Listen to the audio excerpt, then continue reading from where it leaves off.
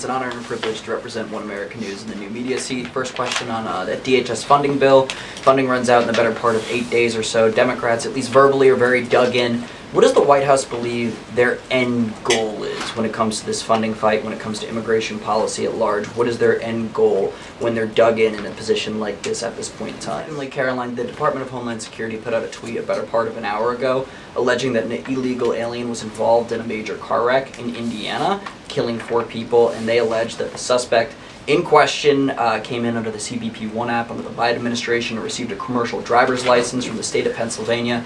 What is the White House's reaction to a situation like this? And what is the White House doing to crack down on cases like this where illegal aliens are obtaining commercial driver's licenses? At one point in the interview, the president said that he believes states are accumulating the votes for who wins the election. He says if they, meaning the states, can't do it honestly and can't be done properly and timely, then something else has to happen. What did he mean by that? Is he suggesting that the federal government count votes in elections? SADAC doesn't say anything about who counts votes, which has always been a state, a local, a county function. Why does he keep talking about somebody else, presumably the federal government, counting votes? Caroline, President Trump posted about Nancy Guthrie that he is directing all federal law enforcement to be at the families and local law enforcement's complete disposal immediately. What should we expect to see from the federal government in coming days in the search to find Nancy Guthrie? It's a different law enforcement issue. The FBI just found 1,000 samples inside an illegal biolab in Las Vegas. It is linked to a different biolab that was previously raided. There are ties to China. What does the president think the CCP might be up to here? On the nuclear arms pact, we saw the president's post on that. Yes. But can you say, is there a temporary agreement with Russia to stand by the terms of the New START treaty while negotiations are happening? Caroline. Sure. Did President Trump himself ever ask DNI Gabbard to head down to Fulton County, Georgia? Cuban leader Miguel Díaz-Canel said today that Cuba would be willing to engage in dialogue with the United States only without pressure, without preconditions, on equal footing and with respect for sovereignty. But his government is denying what President Trump said, that they're already holding talks. How would you respond to that? So the Office of Personnel Management released a final rule today that makes it easier to fire government employees who are not doing their job, basically. Does the president believe that there are people in his government still that are not following his agenda? On what you said about foreign interference. You talked about 2016 and Russian interference, but what we've learned from these Georgia officials is what was seized by the FBI were ballots from 2020 in this Fulton County election center. Do you have any evidence that there was international interference in the 2020 election in this election center? The president said that the administration should take a softer approach on immigration enforcement.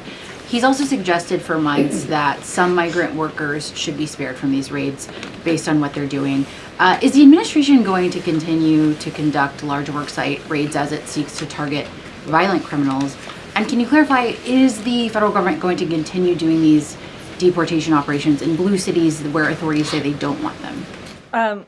Well, first, wow, we have a very packed room here today. Thank you all so much for showing up and for joining.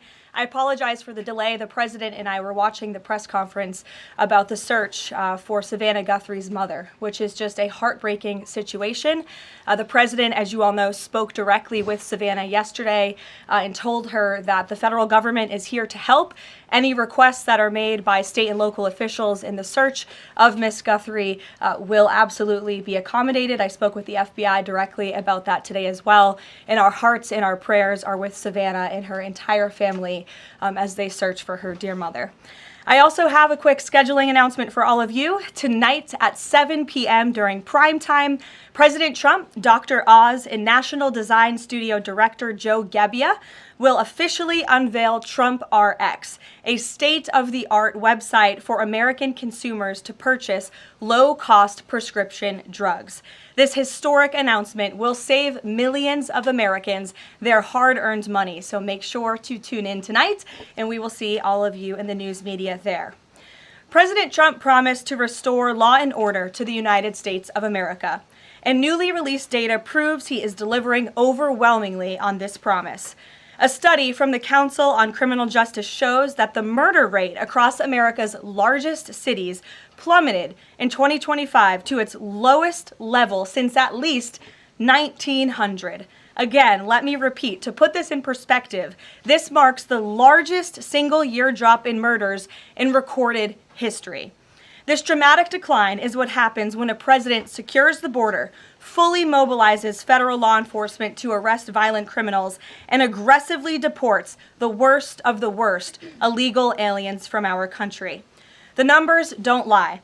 Under President Trump in 2025, the FBI increased violent crime arrests by 100% compared to the prior year. The FBI also conducted more than 67,000 arrests from Inauguration Day 2025 to January 20th, 2026, which is 197% more arrests than the same period previously. The FBI also disrupted 1,800 gangs and criminal enterprises, a 210% increase from the year prior. The FBI has arrested 1,700 child predators and more than 300 human traffickers across the country.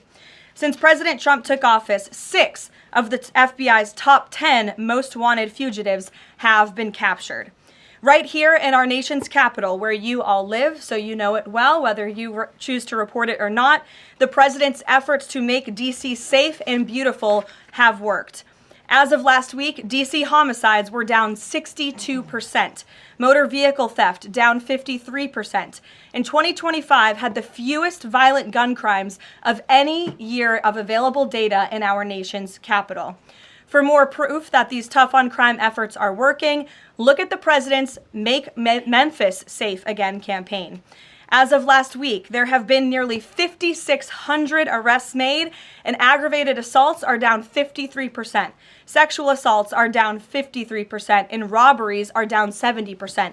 Again, that's just in the city of Memphis. 5,600 arrests have taken place because of this president and his Homeland Security Task Force that has surged into Memphis at the request of both the governor and the mayor in that city. A Democrat mayor, I will add. These are the results that can happen when Democrats and Republicans, when the federal government and state and local officials work together. And that's what Trump wants to see to improve public safety across our country.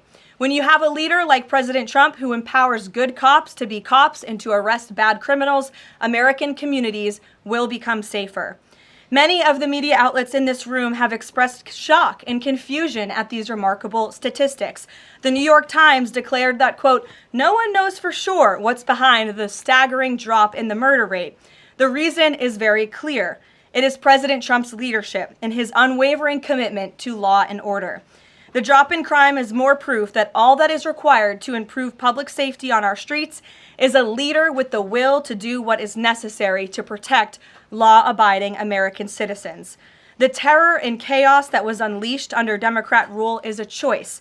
It's a choice to put violent criminals ahead of innocent Americans, a choice to force us all to live in fear because of soft-on-crime liberal politicians, prosecutors, and judges who lack the basic willingness to do their jobs and put dangerous people behind bars. On November 5th, 2024, the American people made a resounding choice that they've had enough of that, and that's precisely why they re-elected President Trump. So even as Democrats and the liberal media are engaged in hysteria about this administration arresting and deporting violent, criminal, illegal aliens, the undeniable truth is that deporting these individuals is one of the primary reasons why America's streets are safer today than they were 1 year ago when President Trump assumed office. Former President Biden and the Democrats left our borders wide open, and President Trump and the brave men and women of ICE are removing these dangerous criminals. So here are just a few recent examples.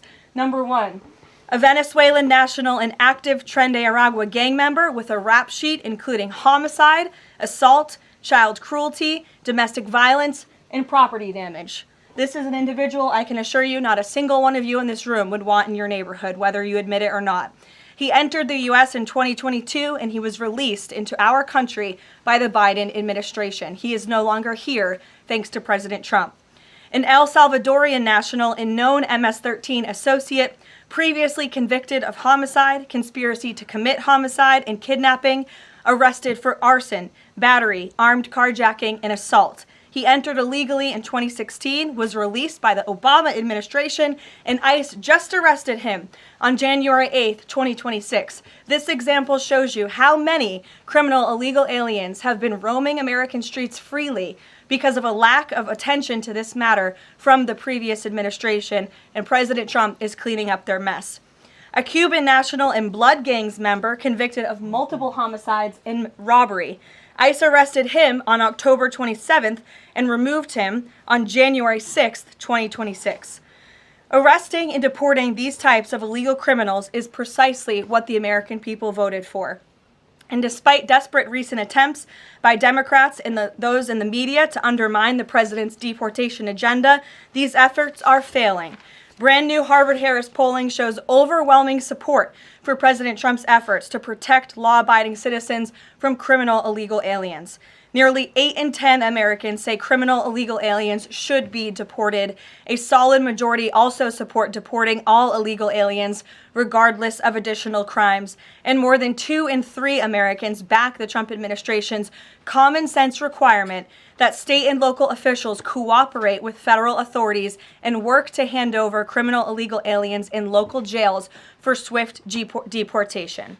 Finally, to prevent another invasion of millions of illegal aliens from happening again, President Trump and Secretary Noem delivered the most secure border in American history. 0 illegal aliens were released into our homeland over the past 9 months. This is a truly remarkable achievement. Again, 0 illegal aliens released into the country in 9 months. This is staggering, and it deserves more attention from all of you. Overall, Customs and Border Protection recorded the lowest total encounters in agency history. Daily encounters have fallen by 95%, averaging just 250 apprehensions at the southern border a day. This is compared to over 5,100 daily apprehensions during the Biden years. It's a night and day difference because we finally have a president who enforces the law and lets our law enforcement do their noble jobs of protecting our homeland. When President Trump campaigned on making America safe again, this is exactly what he meant, and the numbers and the results speak for themselves.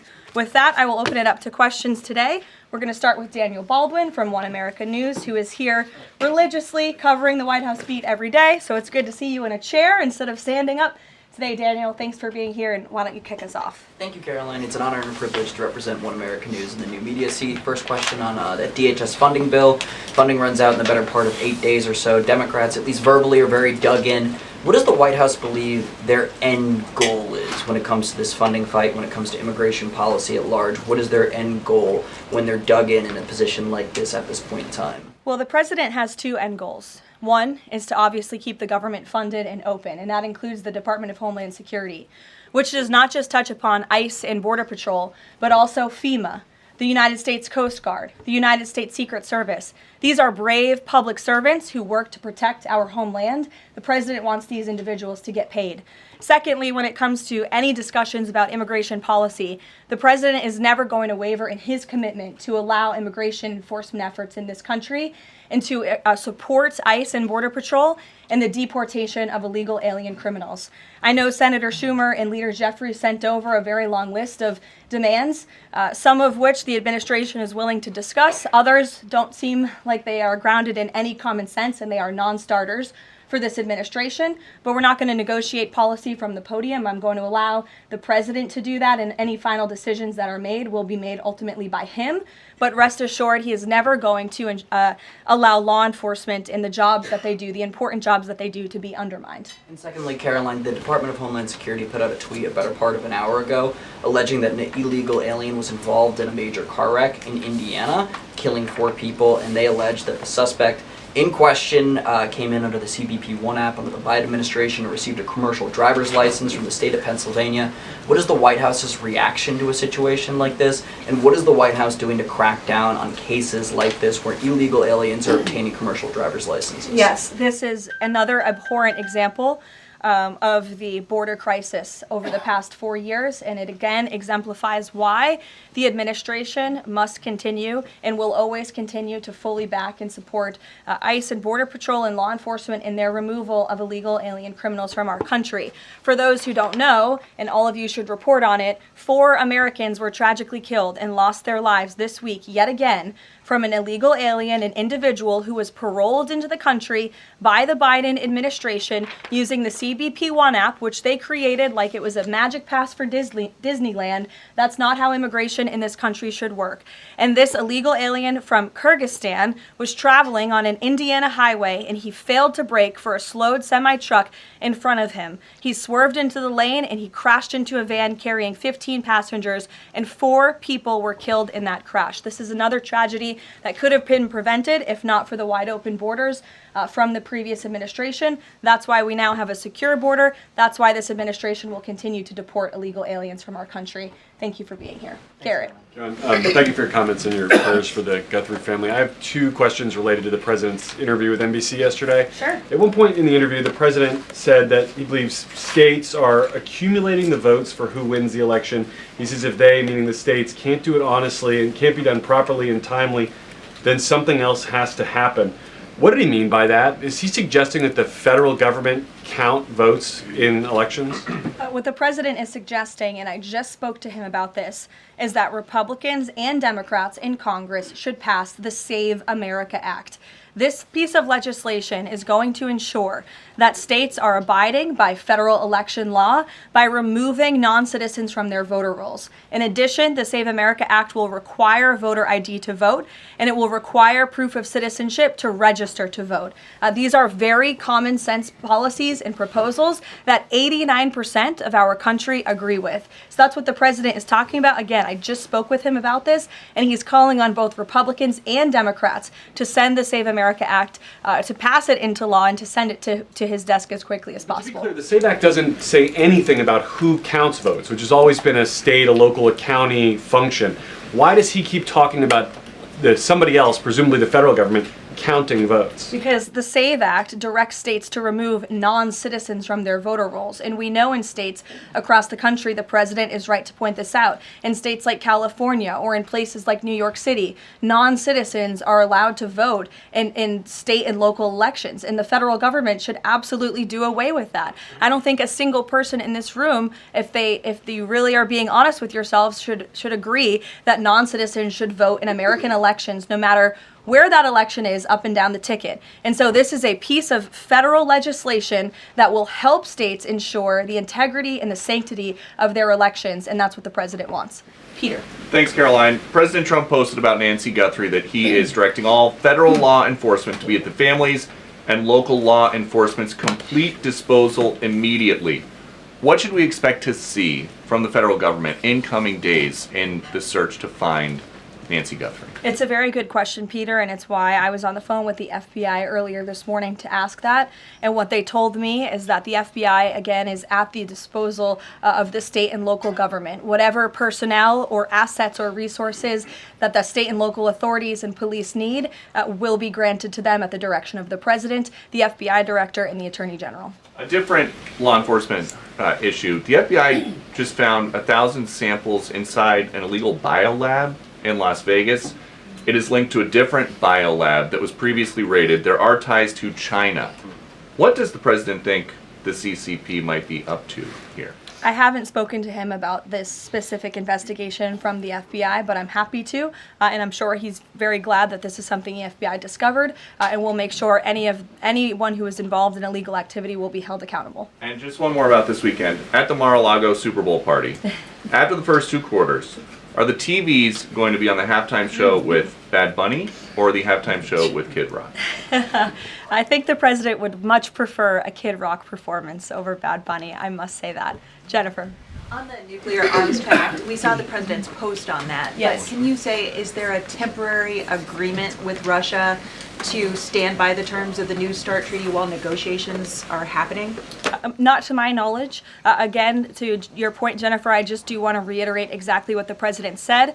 He wrote just moments ago, the United States is the most powerful country in the world. I completely rebuilt its military in my first term, including new and many refurbished nuclear weapons. I also added Space Force and now continue to rebuild our military at levels never seen before. We are even adding battleships, which are 100 times more powerful than the ones that roamed the seas during World War II, the Iowa, Missouri, Alabama, and others. I have stopped nuclear wars from breaking out across the world between Pakistan and India, Iran and Israel, and Russia and Ukraine, rather than extend New START, a badly negotiated deal by the United States, which I will add was renegotiated under former President Barack Obama, aside from everything else, is being grossly violated. The president wants to have our nuclear experts work on a new, improved, and modernized treaty that can last long into the future, and that's what the United States will continue to discuss with the Russians. Leisure. Thank you, Caroline. Sure. Did President Trump himself ever ask DNI Gabbard to head down to Fulton County, Georgia? The president was asked and answered that question just yesterday. I've seen a lot of the media in this room get very caught up with the semantics of why Tulsi Gabbard is there. I will tell you why, and the president agrees with this, because election security is essential to national security. And as the director of national intelligence, it is a part of Ms. Gabbard's role to make sure that American elections are free of foreign interference and that American elections are safe and secure. And so the ODNI director is working with the FBI on this effort, and the president wholeheartedly supports both Kash Patel and Tulsi Gabbard in ensuring that American elections are safe, are secure, and are free of foreign intervention. Is there any Michael, indication that Thank there's you, foreign Caroline. influence? Federal law enforcement's involvement in the search for Well, Nancy Gunn. excuse me one second. It's the media who has said that there's Russian interference in American elections. You guys have been saying that for many, many years. So the people in Fulton well, County. the people in this room, considering that you all said for many years that Russia interfered in the 2016 election to help Donald Trump, you should all be very happy that we finally have an administration that is looking into that, and we'll be happy to keep you posted. Michael. With the FBI's involvement in the search for Nancy Guthrie now, has this search expanded nationwide outside of Arizona? And given Pima County's proximity to Mexico, is this now an international search? Well, Michael, that would be a question for state and local authorities as they continue to oversee the investigation at this time. Again, the federal government and the FBI have offered any and all resources, but the state and local authorities are still leading the investigation, so I would direct you to them. I'm certainly not in a position to talk about it. One other question, Caroline. Sure. Friday's talks with Iran, they were originally supposed to take place in Turkey. They've now been moved to Oman. Can you tell us the reason for that move? Look, the president, diplomacy is always his first option when it comes to dealing with countries all around the world, whether it's our allies or our adversaries. And so Special Envoy Witkoff and Jared Kushner will be traveling to Oman for those talks tomorrow, and we will see what comes of those. The president is standing by for an update from them. Sure, in the pink. Thank you, Caroline. Cuban leader Miguel Díaz-Canel said today that Cuba would be willing to engage in dialogue with the United States only without pressure, without preconditions, on equal footing and with respect for sovereignty. But his government is denying what President Trump said, that they are already holding talks. How would you respond to that? I think the fact that the Cuban government is on its last leg and its country is about to collapse, they should be wise in their statements directed towards the President of the United States. But as I just reiterated, the President is always willing to engage in diplomacy, and I believe that's something that is taking place, in fact, with the Cuban government. Yeah, thank you, Caroline. So the Office of Personnel Management released a final rule today that makes it easier to fire government employees who are not doing their job, basically. Does the President believe that there are people in his government still that are not following his agenda? That's a good question. I have not asked him about that. I mean, look, it's a very big government, right? There are thousands of people who work for the federal government here in Washington, D.C. This administration has been very much focused on ensuring that we have an efficient and productive workforce for the American taxpayer. There's not a day that goes by where we don't show up and realize we are public servants working on behalf of the American people, and everybody in the federal government best have that mindset, or they won't be welcome to work for this administration. So I think it's a good thing that the Office of Personnel Management put this this rule out. I think if people aren't doing their jobs, if they aren't showing up for work, if they're not working hard on behalf of this president, they're not welcome to work for him at all. The New York City mayor is dealing with a $12 billion budget deficit. If he texted President Trump, would the president bail him out? I'll leave that answer to the president himself, Ed. Kristen, go ahead. One more follow-up on Dina Gabbard. You said that the president supports the fact that she was there, but last night when he was asked about it, he said he didn't know why she was there. He didn't say that he directed her. Can you clarify on that? Did she go by herself and he learned later and supports it? Well, did you look at the full entirety of his response? I was in the room for that NBC interview, Kristen, and he just said exactly what I told you, which is that election security is essential to national security. We need to ensure that our elections are free and are fair and are free of foreign interference. And he spoke about how Ms.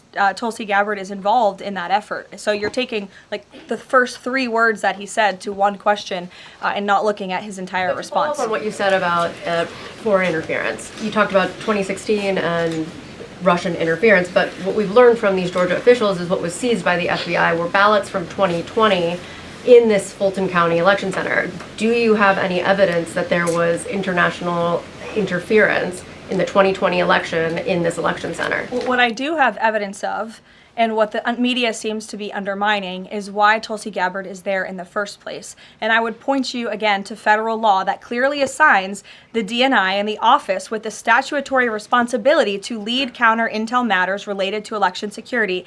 This includes assessing risks to election voting systems, software, voter registration databases, and more, and analyzing foreign interference. And the ODNI is responsible for supporting the White House interagency action to secure our elections through intel analysis and vulnerability assessments. And they should be routinely collaborating with agencies like the DHS, the DOJ, and the FBI. So as for that question, it would be better suited to ask the Director of National Intelligence herself in her office. But what I'm telling you is that it is more than appropriate. In fact, it is Tulsi Gabbard's job to ensure that our elections are safe and secure. And that's exactly what she's been doing on the ground in Georgia. And I don't understand why anyone in this room, considering you're all American citizens, I believe, and like to vote in our nation's elections, should have any problem with that whatsoever. Now, Thank you, Caroline. The president said that the administration should take a softer approach on immigration enforcement. He's also suggested for months that some migrant workers should be spared from these raids based on what they're doing.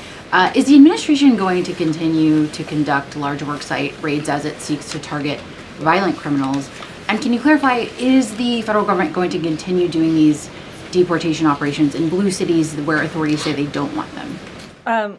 Well, first, again, to the president's answer yesterday, the full context of his answer was that he'd like to see a softer touch, but we are always going to remain tough. That softer touch the president is referring to is that cooperation that is necessary between state and local authorities and federal government authorities to ensure that we can continue deporting illegal aliens from our communities without tons of agents having to go after one illegal alien. If the states and the local governments just turn over their illegal aliens to ICE at jails, as they should be doing, it requires one agent to deport that one illegal alien who can then go on their way to their home country in a peaceful manner. The escalation that we've seen take place in Minnesota is a direct result of the refusal of state and local officials to cooperate with the federal government and with ICE, which has led to these hostile and dangerous environments.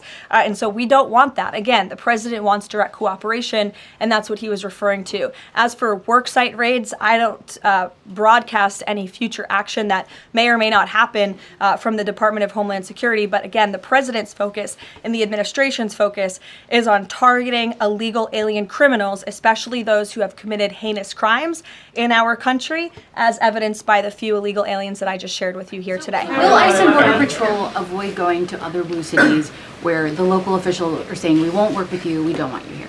Well, first of all, those local officials should be wanting to work with ICE. Why would any official, whether you're a Democrat or a Republican, want murderers and predators in your city. It makes zero sense. It's an untenable position. The only reason Democrats are taking that position now is because their entire party platform is just anti-Trump. It makes no sense for the American people. They should be calling this White House, they should be calling Secretary Noem, they should be calling Tom Homan, and they should be saying, we want to work with you to remove the worst of the worst criminals from our city. Please come here. So yes, ICE is going to continue to do their job in cities and communities across the country, but it certainly makes it much easier when we have that level of cooperation and corroboration at the state and local level. In places like Florida, where there has been the arrest of thousands, tens of thousands of illegal alien criminals.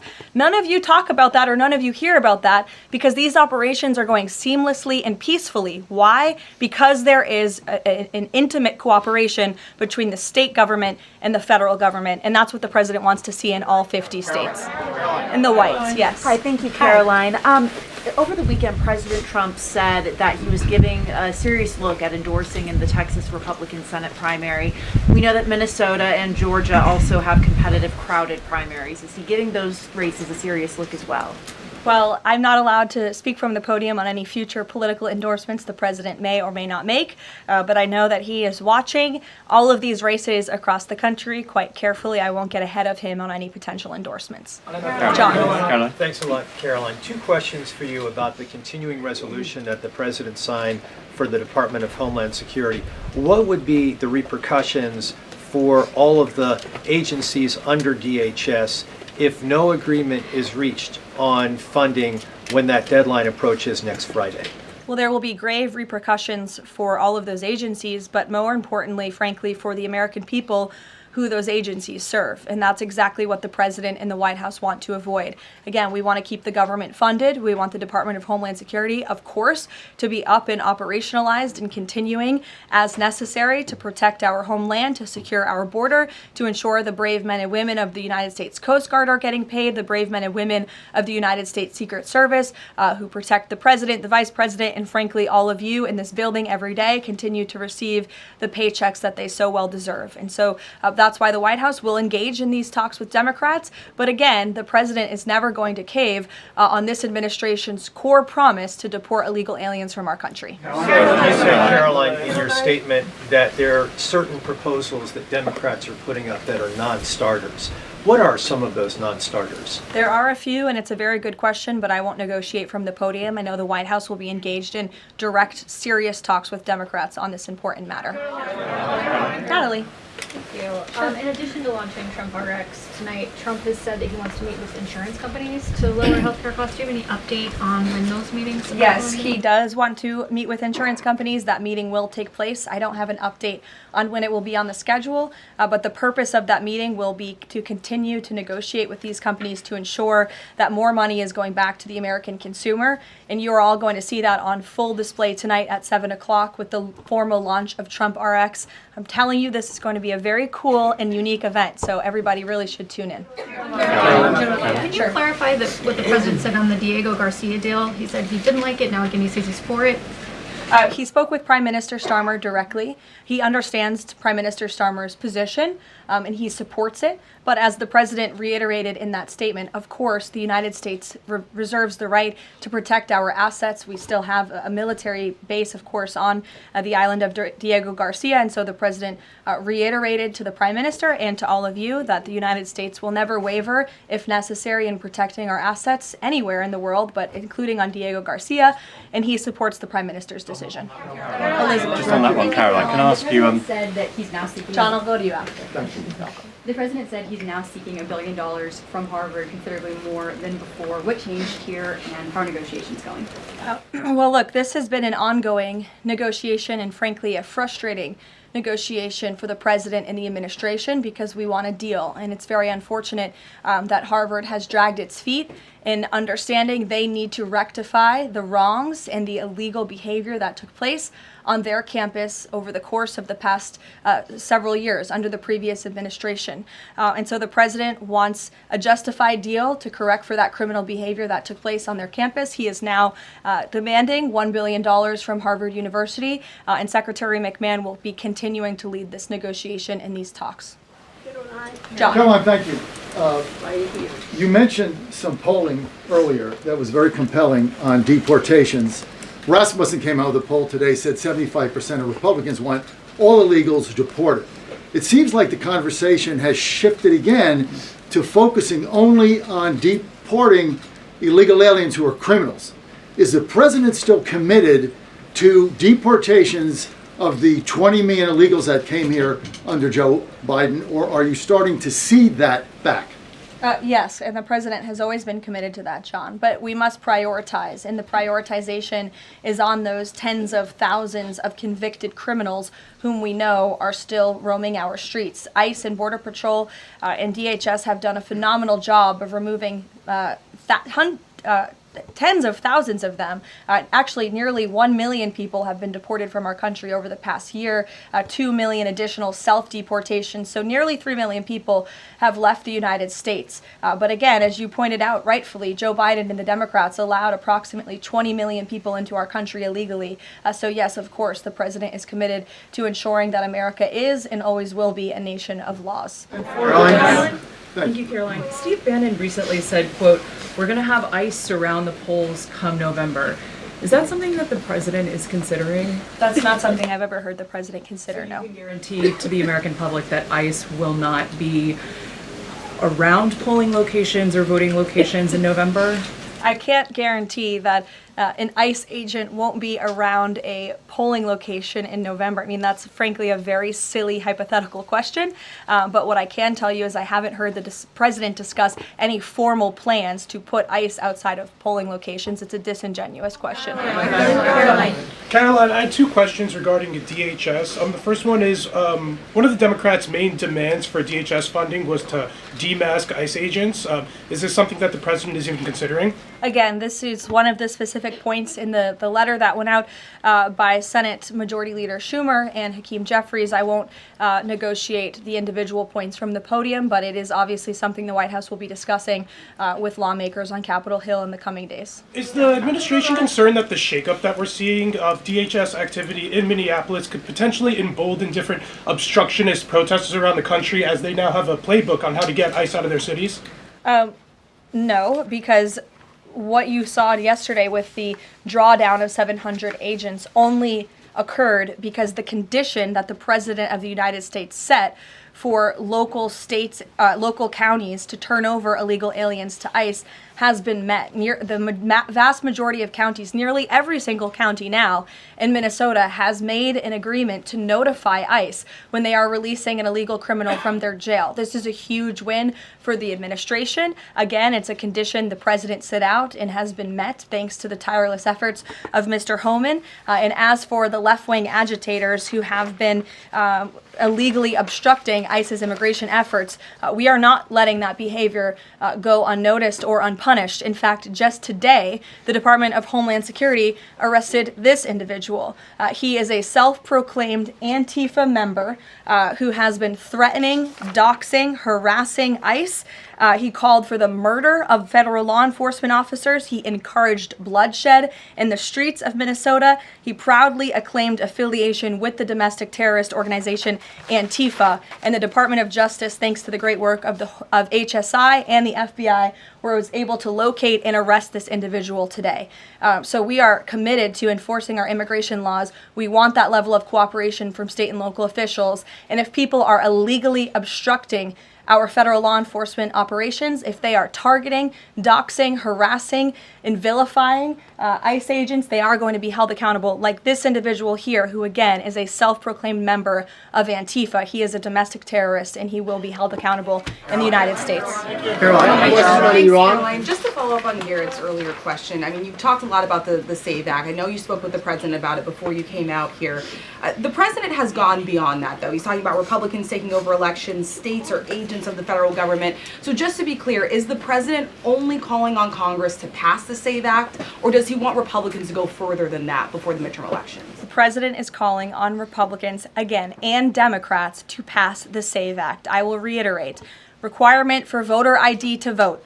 That should be something that no American should oppose. In fact, we know that the vast majority of Americans support it.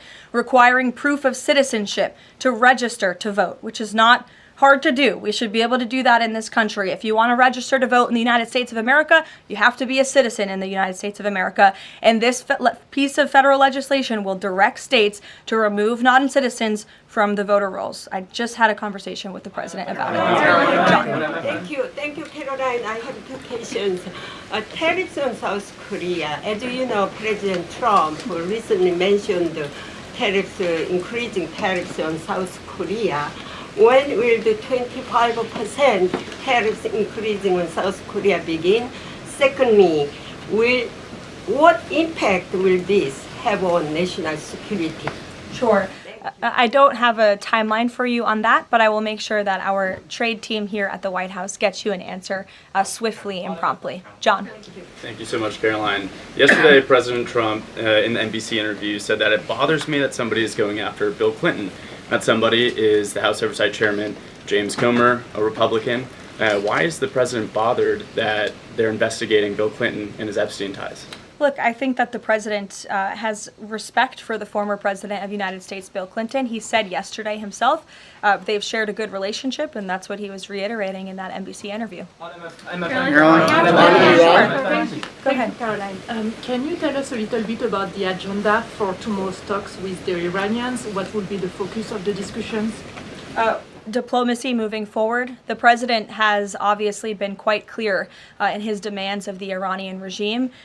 Zero nuclear capability is something he's been very explicit about, and he wants to see if a deal can be struck. And while these negotiations are taking place, I would remind the Iranian regime that the president has many options at his disposal, aside from diplomacy, as the commander-in-chief of the most powerful military in the history of the world. Take one Washington Examiner. Go ahead.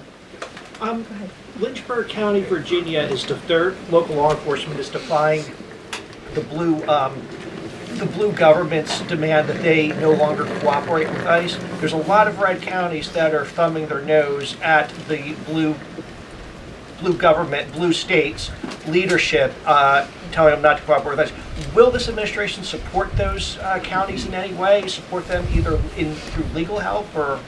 Absolutely. And if there is a county in this country, whether it's red or blue, that seeks to cooperate with the federal government to remove violent, illegal criminal aliens from their communities, this administration is here to help. You've heard the calls from the president himself on asking Democrats and Republicans across the country to call on the Trump administration to work with them, not against them, in the matter of public safety and securing our homeland.